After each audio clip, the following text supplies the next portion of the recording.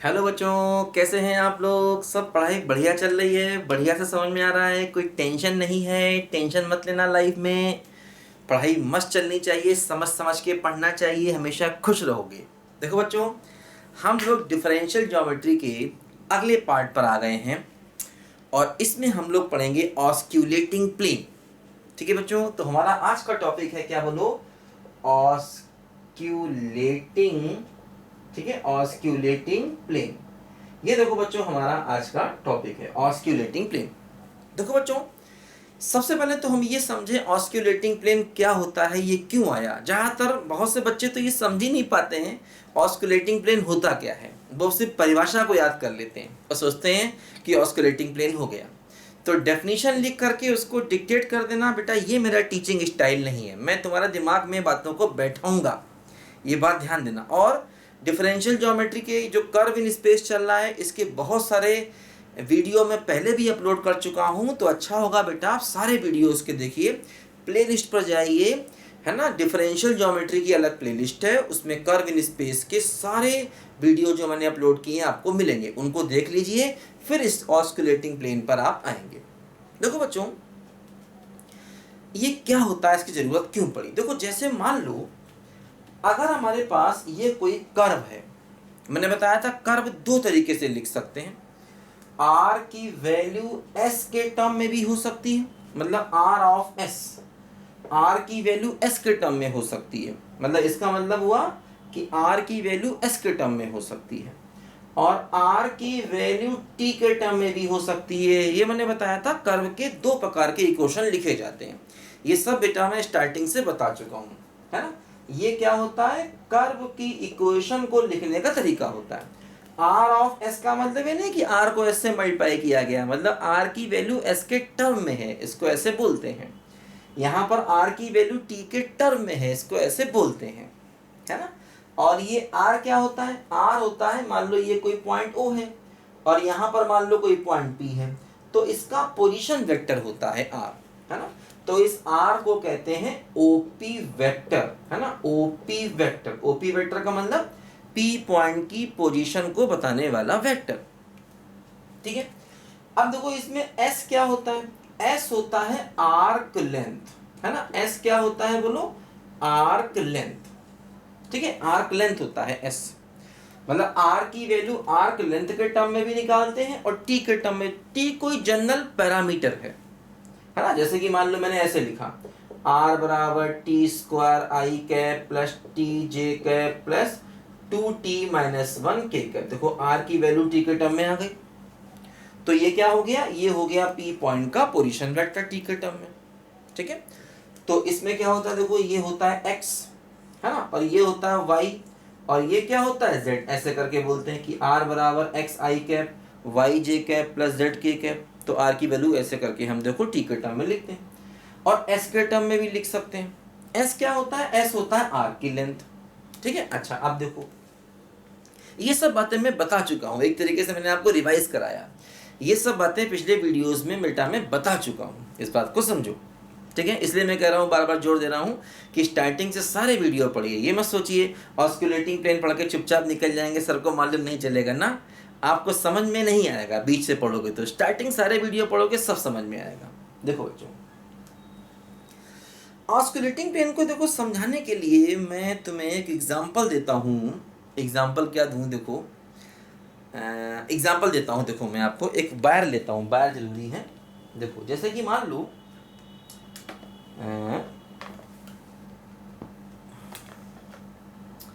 एक सेकंड बच्चों, देखो मान लो मैंने ये वायर लिया, मतलब ये हमारा कर्व है। कर्व कर्व मतलब थोड़ा ऐसे करके होगा, कर्व है ये। अब देखो जैसे मान लो इस पर एक पॉइंट P है, ये मान लो पॉइंट P है, तो इस P पॉइंट पर अगर मैं एक प्लेन बनाऊं, प्लेन, तो क्या होगा, मैं प्लेन ऐसे बना सकता हूँ, ऐसे बना सकता हूँ, ऐसे ही बना सकता हूँ। तो टेंजेंट प्लेन बहुत सारे पॉसिबल हैं, मतलब बस P को टच करें तो P को टच करने वाले बहुत से प्लेन संभव हैं। P पॉइंट, मान लो ये पॉइंट अगर P है तो P पॉइंट पर एक प्लेन बनाएं और इस प्लेन को टच करने वाले बहुत से पॉइंट पॉसिबल हैं। बस समझे। तो टेंजेंट प्लेन को ऑस्कुलेटिंग प्लेन नहीं कहा जाता। मतलब ऑस्कुलेटिंग प्लेन क्या है, टेंजेंट प्लेन का एक स्पेशल केस है। मतलब ये मत समझना कि कोई भी टेंजेंट प्लेन, देखो इस पॉइंट पर मान लो बहुत सारे टेंजेंट पॉसिबल हैं, ये सारे टेंजेंट प्लेन हैं। अब देखो क्या कहा गया, इसकी परिभाषा क्या है, कह रहे मान लो एक पॉइंट P है और मान लो इसके बहुत करीब में एक पॉइंट Q है, P के बहुत करीब में एक पॉइंट Q है, तो हमें ऐसा प्लेन चाहिए है जिसमें ऐसा प्लेन चाहिए जिसमें ये P पॉइंट भी आए और ये Q पॉइंट भी आए और इस पॉइंट पर टेंजेंट लाइन भी आए। टेंजेंट लाइन मतलब कोई लाइन, जैसे मान लो ये लाइन है, ये टेंजेंट लाइन है इसकी। तो ऐसा प्लेन चाहिए जिसमें ये P पॉइंट भी आए और इसके बहुत करीब एक Q पॉइंट भी आए और टेंजेंट लाइन भी आए। इसका मतलब अब वो प्लेन ऐसा ही होना चाहिए, क्योंकि अगर हम थोड़ा भी इधर हुए तो उसमें Q पॉइंट नहीं आ पाएगा, क्योंकि P Q बहुत पास पास है। मतलब ऐसा होना चाहिए जिससे वो बिल्कुल इस वायर को टच करता हुआ जाए। मतलब ऐसा कर दिया तो देखो P पॉइंट तो आएगा लेकिन Q पॉइंट इससे करीब है, ये मान लो P है Q है, अगर हमने ऐसा कर दिया तो P पॉइंट तो आएगा इसमें लेकिन Q पॉइंट आना बंद हो जाएगा।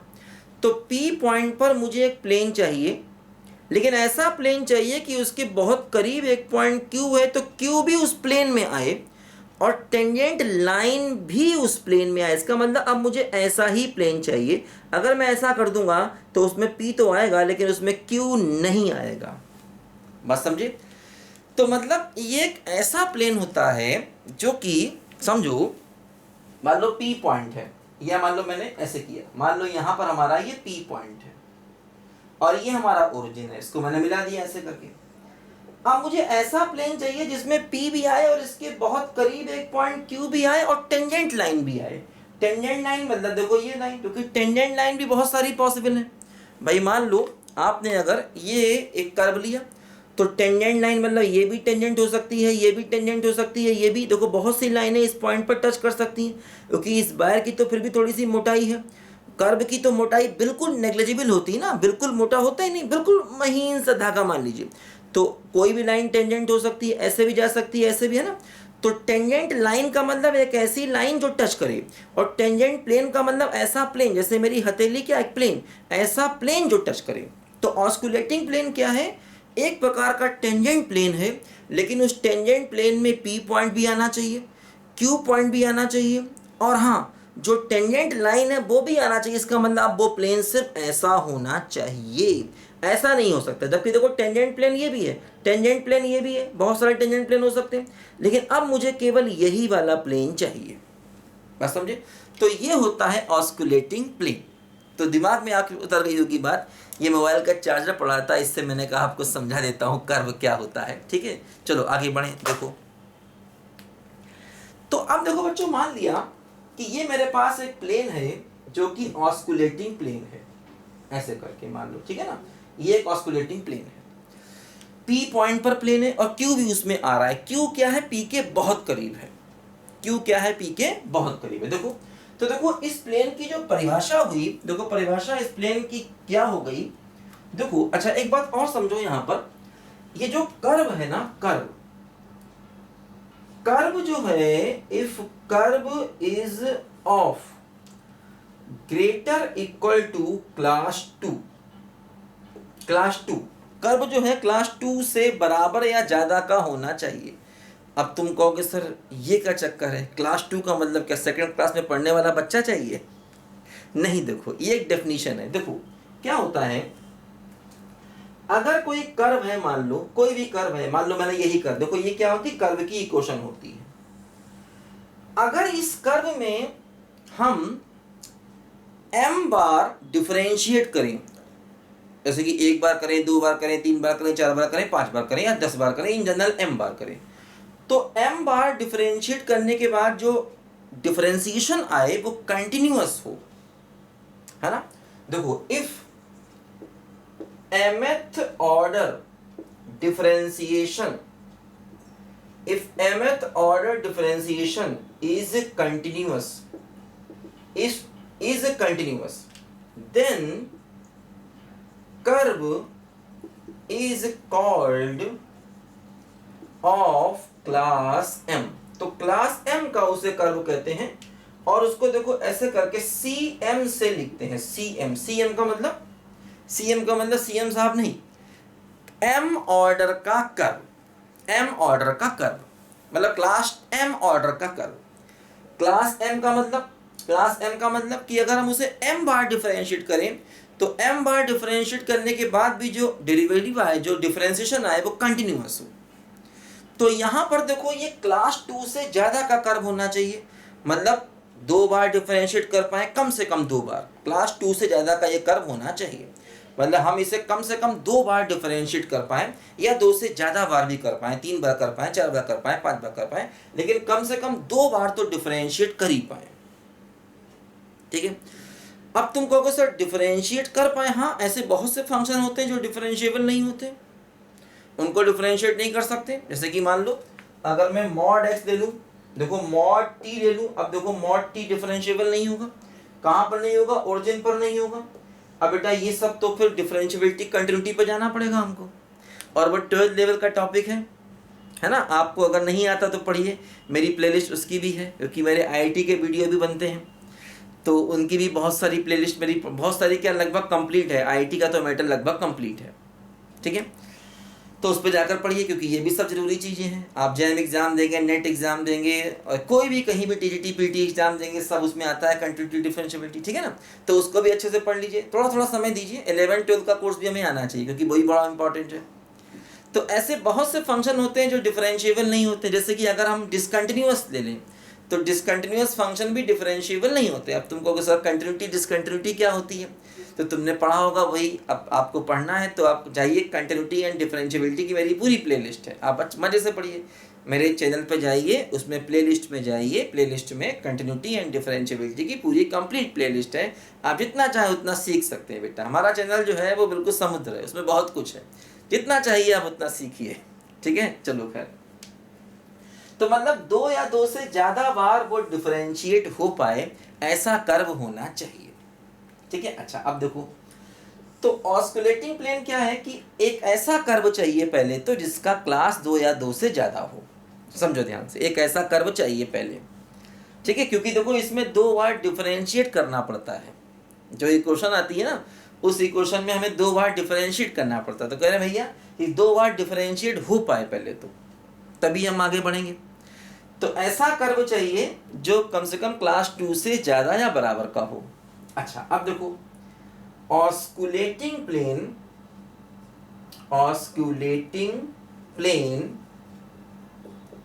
is a plane at point P, ठीक है, which contains, जिसमें हो, contains का मतलब जिसमें हो point P हो, ठीक है, and tangent line at P, P point पर ड्रॉ की गई टेंजेंट लाइन हो, एंड पॉइंट Q पॉइंट भी हो, लेकिन Q जो है वो P के बहुत करीब होना चाहिए, Q टेंडिंग टू P। तो इसको मतलब अब देखो, किताबों में अगर आप परिभाषा देखोगे तो हो सकता है कुछ और लिखी हो, लेकिन ये तुमको मैंने सिंप्लीफाइड डेफिनेशन लिखाई जो आप समझ सकते हैं। किताबों में कुछ इस प्रकार से लिखा है, किताबी भाषा में मैं लिख देता हूँ। ठीक है, it is limiting position of plane having point P, Q and tangent line if Q tending to P, ऐसे करके किताबों में परिभाषा ये लिखी हुई है। जो आपको समझ में नहीं आएगी ये आपको समझ में आएगी कि Q पॉइंट P के बहुत करीब में है, Q टेंडिंग टू P मतलब Q P के बहुत करीब में है, तो उस प्लेन में क्या होना चाहिए, पॉइंट P होना चाहिए। और ठीक है, विच कंटेन्स का मतलब उसके पास होना चाहिए क्या, पॉइंट P होना चाहिए, टेंजेंट लाइन होनी चाहिए जो P पर है, और पॉइंट Q होना चाहिए, और Q क्या है, P के बेहद करीब है, बहुत करीब है। तो ऐसे प्लेन को हम कहते हैं ऑस्कुलेटिंग प्लेन। तो ये बात आपको दिमाग में अब बैठ गई होगी कि भैया वो प्लेन जो है ना, कुछ ऐसे मान लो ये कर्व है तो प्लेन ऐसा होना चाहिए, ऐसा नहीं होना चाहिए, ऐसा नहीं होना चाहिए, ऐसा प्लेन होना चाहिए, तभी उसमें P भी होगा और उसमें Q भी होगा। बात समझे? तो ये बात आपको दिमाग में बिल्कुल अब बैठ गई होगी गहराई से। तो बेटा समझ के पढ़ना है, ऐसे जबरदस्ती परिभाषा याद करके नहीं पढ़ना है। ठीक है, समझ के पढ़ेंगे तभी मैथ्स जो है उसमें मज़ा आएगा और इन्जॉय करेंगे चीज़ों में। अदरवाइज हमारे लिए मैथ्स जो है मुसीबत बन जाएगी, रट के हम परेशान हो जाएंगे, याद नहीं होगा। और बहुत अच्छा होगा 11 12 के बेसिक भी अपने स्ट्रॉन्ग कर लीजिए, सबके मेरे टॉपिक पढ़े हुए हैं, उसको अच्छे से पढ़ लीजिए। ठीक है ना। देखो अब हम जरा इसकी इक्वेशन लिखें कि भाई ऑस्कुलेटिंग प्लेन की इक्वेशन कैसे लिखी जाएगी। जरा इसको बच्चों लिखो, जरा लिखो बच्चों इसको।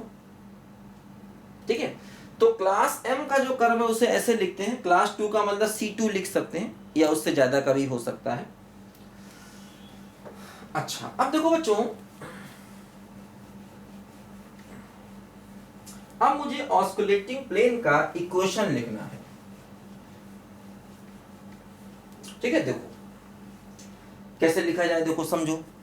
देखो क्या होता है बच्चों, ये P पॉइंट है मान लो, और ये Q पॉइंट है मान लो, और एक पॉइंट मान लो यहां पर T है।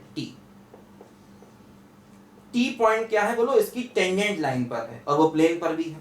टेंजेंट लाइन पर भी पॉइंट है, प्लेन पर भी पॉइंट है। ठीक है ना, और ये Q पॉइंट भी प्लेन पर है। थोड़ा मैंने दिखा दिया ऐसा दूर थोड़ा सा, ठीक है, थोड़ा दूर दिखा दिया, अदरवाइज Q पॉइंट कहाँ है, ये प्लेन पर ही है। देखो जैसे क्या होता है बच्चों, इक्वेशन ऑफ प्लेन, मान लो किसी प्लेन की आपको इक्वेशन लिखनी, तो थोड़ा सा हम 3D पर जाते हैं। फिर देखो बेटा वही 12th लेवल का कॉन्सेप्ट आ गया, ये हमको मालूम होना चाहिए प्लेन की इक्वेशन लिखना। ठीक है, 12th या आपने पार्ट 1 में 3D पढ़ा होगा तो आपने प्लेन का इक्वेशन लिखा होगा, भूल गए तो समझा दूं थोड़ा सा मैं आपको। मान लो ये कोई प्लेन है, ठीक है, इसमें मान लो इस प्लेन में एक पॉइंट A है, एक B है, एक C है, मान लो 3 पॉइंट प्लेन में है। ठीक है, तो ये मान लो पॉइंट O है, तो ये इसका पोजीशन वेक्टर है, ये इसका पोजीशन वेक्टर है, और मान लो यहाँ पर एक पॉइंट P है जो जनरल पॉइंट है, इसका पोजीशन वेक्टर है, ये पॉइंट P है। OA मान लिया A है, OB मान लिया B है, और OC मान लिया C है। ठीक है, ये तीनों गिवन पॉइंट है। कैसे पॉइंट है बोलो, गिवन पॉइंट है, गिवन पॉइंट। और P क्या है बोलो, P हमारा है जनरल पॉइंट। P क्या है बोलो, हमारा P है जनरल पॉइंट, और उसका पोजीशन वेक्टर मैंने R मान लिया।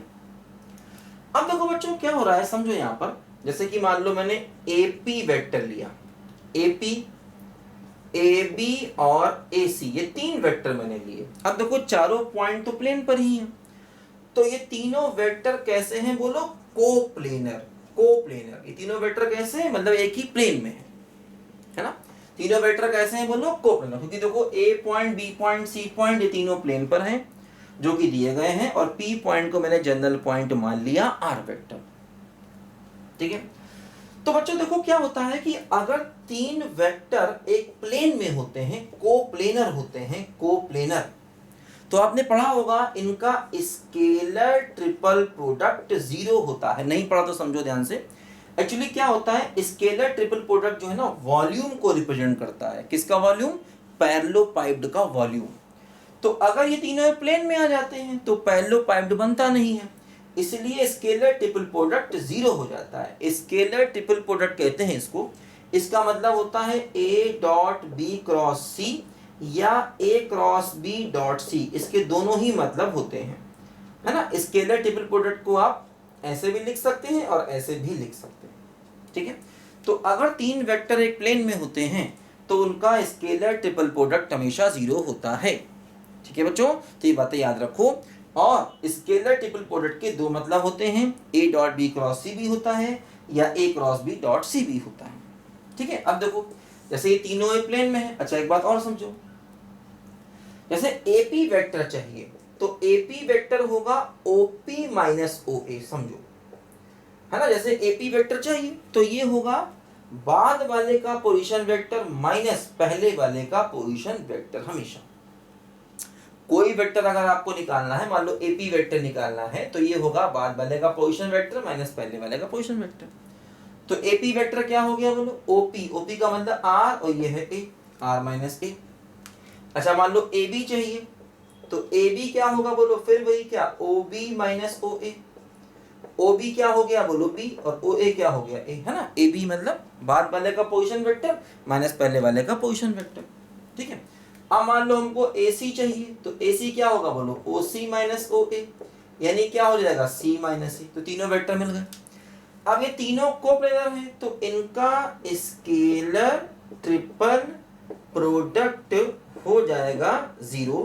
इसका मतलब हुआ AP dot AB cross AC बराबर 0 और AP का देखो मतलब ये हो गया क्या, R माइनस A, ठीक है, R माइनस A डॉट, और देखो AB का मतलब क्या है, AB है B माइनस A और क्रॉस AC का मतलब क्या है, AC है C माइनस A बराबर 0। तो ये बच्चों आ जाता है, इसको हम कहते हैं इक्वेशन ऑफ प्लेन। ये आ गया इस प्लेन का इक्वेशन, ठीक है। ये क्या आ गया बोलो, ये आ गया इस प्लेन का हमारा इक्वेशन, है ना। थोड़ा और सिंप्लीफाई कर सकते हैं, जैसे B क्रॉस C, फिर A क्रॉस A करेंगे, A क्रॉस A 0 होता है।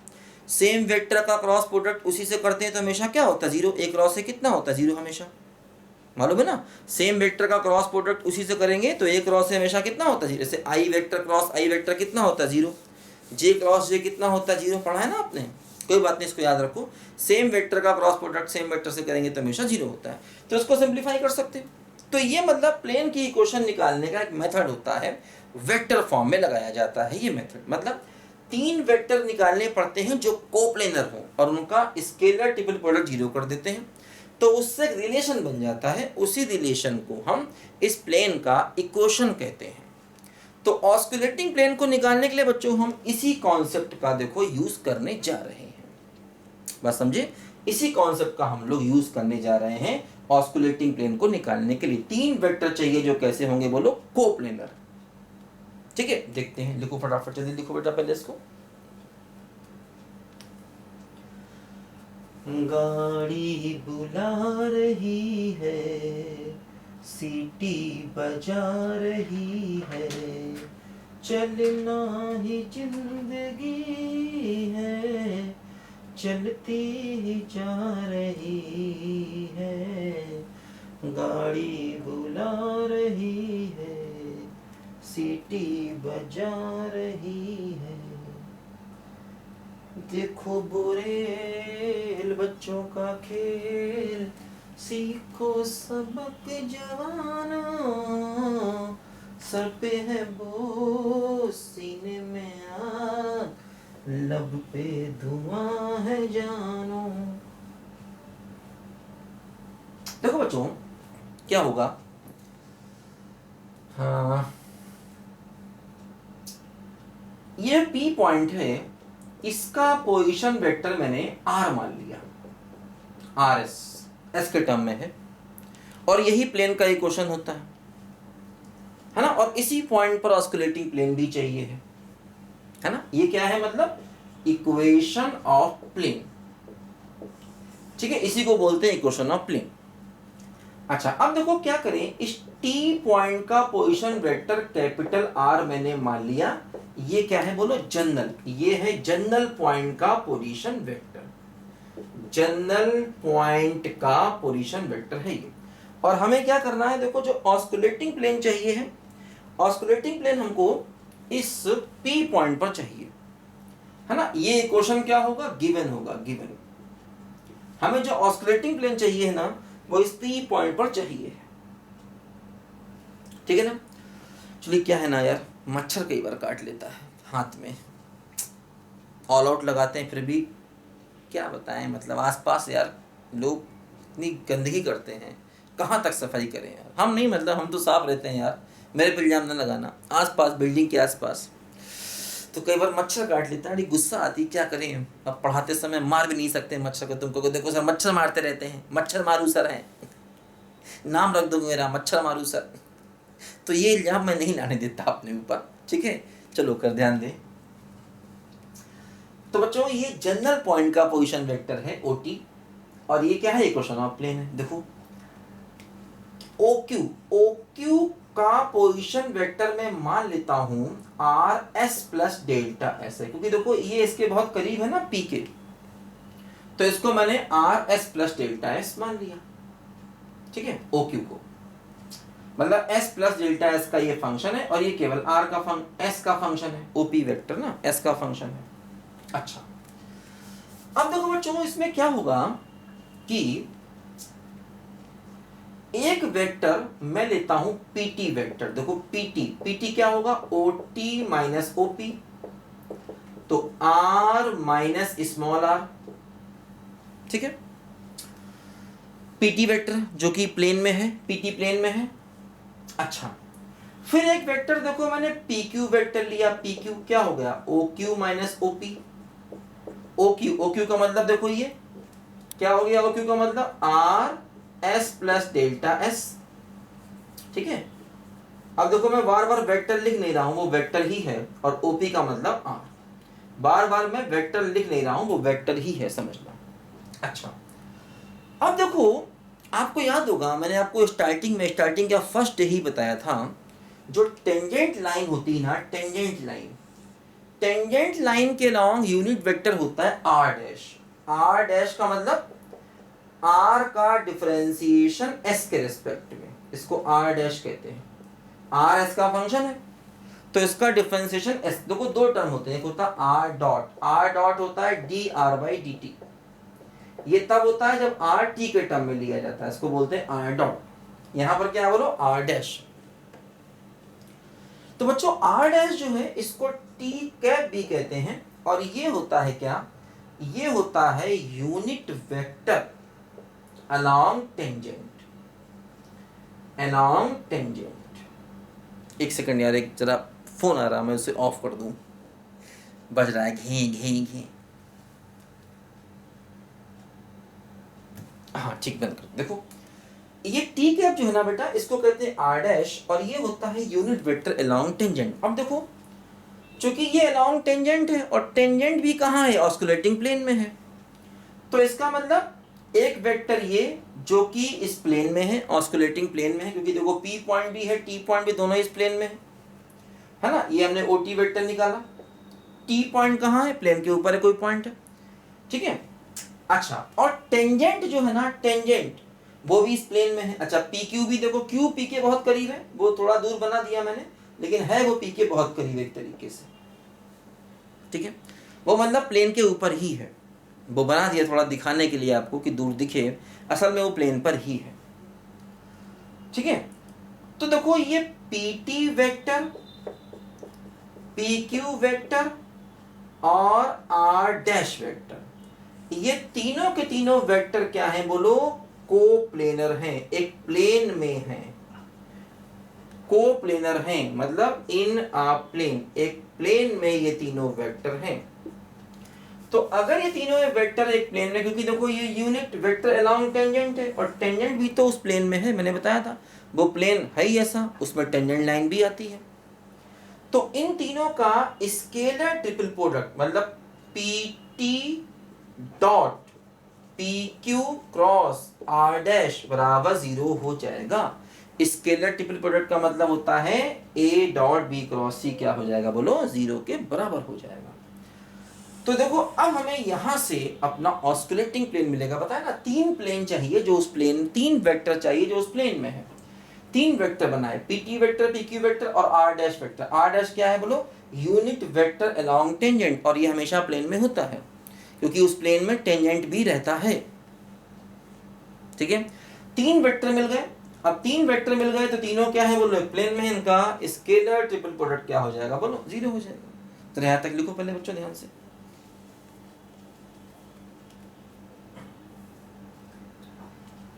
आगे तूफान पीछे बरसात, ऊपर गगन पे बिजली, सोचे न बात दिन है के रात, सिग्नल हुआ के निकली।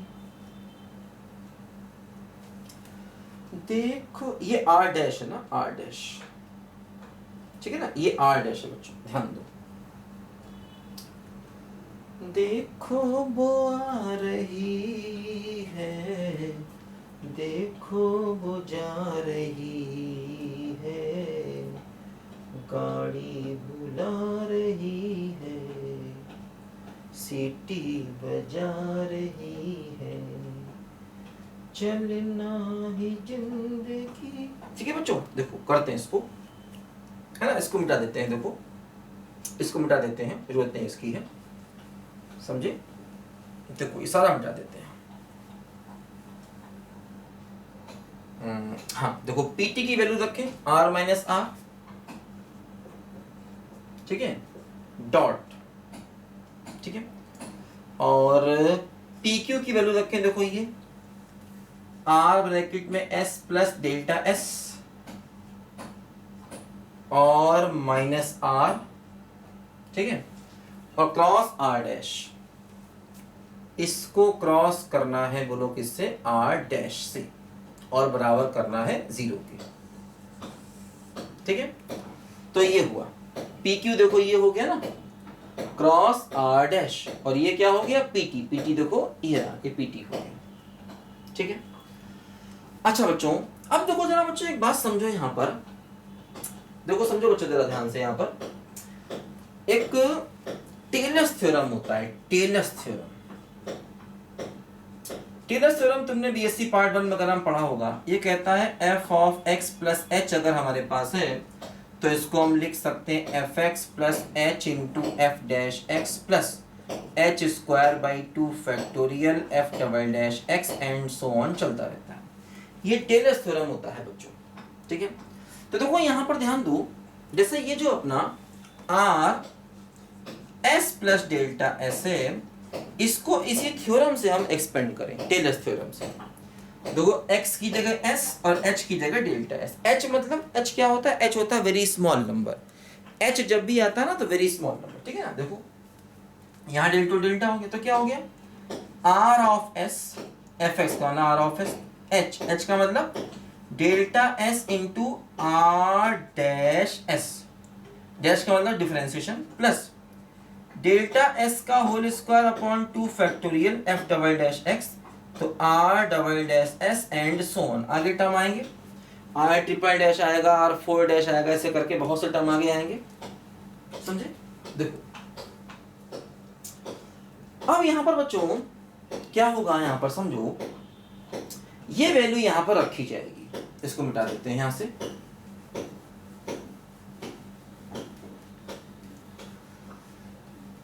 देखो क्या होगा बेटा, r माइनस आर डॉट, इसके देखो ये वैल्यू रखो R S plus delta S R dash S plus delta S का whole square upon 2 factorial R double dash S and so on, और उसमें से माइनस करना है आर को, minus R cross R dash बराबर 0। दिख रहा, हाँ दिख तो रहा है यार, कोई दिक्कत तो नहीं है, ठीक है ना। देखो ये r माइनस है ना, और इसके एक्सपेंशन में देखो r का मतलब ही वही आर एस, r जहां भी लिखा है ना r का मतलब ही r फंक्शन ऑफ s, एक ही बात है वो, समझे, एक ही बात है।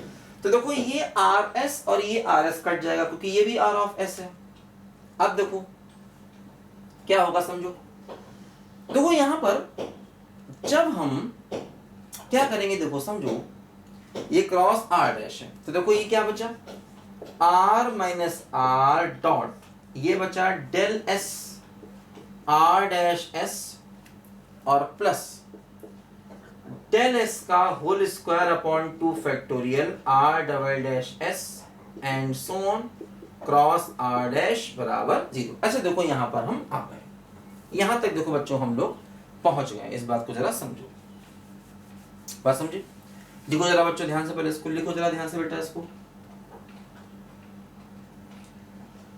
आगे तूफान पीछे बरसात, ऊपर गगन पे बिजली, सोचे न बात दिन है कि रात, सिग्नल हुआ कि निकली, देखो बुझा रही है, देखो वो आ रही है, गाड़ी बुला रही है। देखो बच्चों क्या होगा बेटा, ये जो r डैश है ना, ये क्रॉस मल्टीप्लाई होगा इससे भी और इससे भी, तो करते हैं, देखो r माइनस आर डॉट, ये r डैश है, ये भी r डैश है, तो दो सेम वेक्टर का क्रॉस मल्टीप्लाई हमेशा 0 होता है ना। जैसे कि क्या होता है ना, a क्रॉस b क्या होता है, a क्रॉस b की परिभाषा होती है mod a mod b sine theta n cap. तो अगर दोनों वेक्टर सेम हो जाएंगे तो ए और बी सेम हो जाएंगे, ए और बी सेम तो थीटा 0 हो जाएगा, थीटा 0 होते ही वैल्यू 0 हो जाएगी, क्योंकि अगर दो सेम वेक्टर हो गए तो सेम वेक्टर के बीच का एंगल कितना हो गया 0, थीटा 0 हो गया तो वैल्यू 0 हो गई। तो देखो r dash cross r dash की वैल्यू 0 हो जाएगी, तो बचेगा क्या, डेल s का square upon 2 factorial r double dash s cross r dash, ठीक है, ये बचेगा। और देखो बाकी टर्म को मैंने यहां पर छोड़ दिया है, बाकी टर्म को मैंने यहां पर छोड़ दिया क्योंकि डेल s क्या है, बहुत छोटा नंबर है, बहुत छोटा नंबर है, तो उसका इस पावर जो 3 है 4 है वो बहुत स्मॉल होंगे, उनको छोड़ दिया। Del s very small quantity, बात समझे ना। इसको लिखो जरा बच्चों ध्यान से पहले।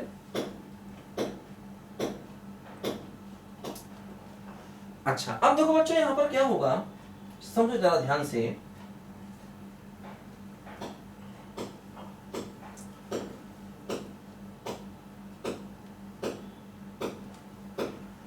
देखो वो आ रही है, गाड़ी बुला रही है। देखो बच्चों जैसे मैंने बताया था आपको, देखो समझो यहां पर जरा ध्यान से क्या होगा। देखो जैसे ये मैंने बताया था आपको कि A dot B cross C होता है, इसको हम क्या लिख सकते हैं, ए बी सी, इसको हम लिख सकते हैं, है ना। ए डॉट बी क्रॉस सी का मतलब क्या होता है बोलो, ए बी सी, ऐसे मैंने बताया था आपको, देखो अभी, ठीक है ना। देखो ध्यान से समझो, अब क्या होगा बेटा, ये बचेगा आर माइनस आर डॉट, ठीक है। देखो इसको जो है ना, डेल एस स्क्वायर को del S square upon 2 factorial, ठीक है, इसको हटा देते हैं तो क्या बचेगा, R double dash S cross R dash बराबर 0, है ना। बोलो तो क्या बच गया, देखो यहां से ये बच गया R minus R dot R double dash cross R dash बराबर 0। देखो ये आ गया हमारा ऑस्क्यूलेटिंग प्लेन का इक्वेशन, इसको हम लोग कहते हैं बेटा ऑस्क्यूलेटिंग प्लेन का इक्वेशन, बात समझे। देखो यहां पर क्या है बच्चों, जरा ध्यान दो कि ये टर्म तो इससे क्रॉस मल्टीप्लाई होकर 0 हो गया था, बात समझे ना, ये बचा रह गया। डेल एस बहुत स्मॉल है, ठीक है, डेल एस की वैल्यू बहुत छोटी है, तो उसको हमने वहां से नेग्लिजिबल मान के हटा दिया, बहुत स्मॉल क्वांटिटी है डेल एस, उसका स्क्वायर है, तो हमने उसको वहां से मतलब ऑलमोस्ट खत्म कर दिया उसको, ये आप मान लीजिए, ठीक है। तो ये बच गया R double dash cross R dash बराबर 0, और ये हमारा देखो ऑस्कुलेटिंग प्लेन का एक प्रकार से इक्वेशन आ गया। इसको जरा लिखो बच्चों ध्यान से, पहले इसको लिखो बेटा ध्यान से। देखो बुरेल बच्चों का खेल, सीखो सबक जवानों, सर पे है वो सीने में आग, लब पे धुआं है जानू, फिर भी ये आ रही है, नगमे सुना रही है, गाड़ी बुला रही है, सीटी बजा रही है, ठीक है बच्चों। तो ये बेटा हमारा ऑस्कुलेटिंग प्लेन का इक्वेशन आ गया, जिसकी हमें बहुत ज्यादा जरूरत पड़ेगी हर सवाल में, ठीक है। आर डैश तो हम समझते हैं ना क्या होता है, आर डैश होता है अपना क्या, आर डैश होता है D R by D S, और आर डबल डैश क्या हो जाएगा, D two R by D S का स्क्वायर। तो इस इक्वेशन को बेटा हमें याद रखना है, R minus R dot R double dash cross R dash बराबर 0, A dot B cross C. इसको हम चाहे तो स्केलर ट्रिपल प्रोडक्ट की फॉर्म में देखो ऐसे भी लिख सकते हैं, इसको ऐसे भी लिख सकते हैं, R minus R comma R double dash comma R dash बराबर 0, क्योंकि स्केलर ट्रिपल प्रोडक्ट की फॉर्म में भी इसको हम लोग लिख सकते हैं। तो इसकी हमको बहुत ज़रूरत पड़ेगी। अभी मैं इससे तुमको देखो, एक्चुअली क्या ना, ये प्रूव करने को आता है कई बार हमारे एग्जाम वगैरह में। तो अभी मैं तुमको इससे XYZ की फॉर्म में ही बदलना सिखाऊंगा अगले वीडियो में। अगले वीडियो में बताऊंगा मैं आपको कि कैसे ये इक्वेशन XYZ की फॉर्म में भी बदल जाती है। इसको हमें बच्चों याद रखना है, ठीक है बच्चों। तो इस वीडियो में इतना ही। अगले वीडियो में हम लोग ऑस्किलेटिंग प्लेन के कुछ और कॉन्सेप्ट सीखेंगे। इस इक्वेशन को मैं XYZ में चेंज करूंगा और भी इंपॉर्टेंट बातें पढ़ेंगे, ठीक है बच्चों। तब तक के लिए बाय बाय और अगले वीडियो का इंतजार करिए। अगले वीडियो में हम लोग इसको और अच्छे से इसके आगे का कुछ और पार्ट समझेंगे, ठीक है बच्चों। तब तक के लिए बाय बाय।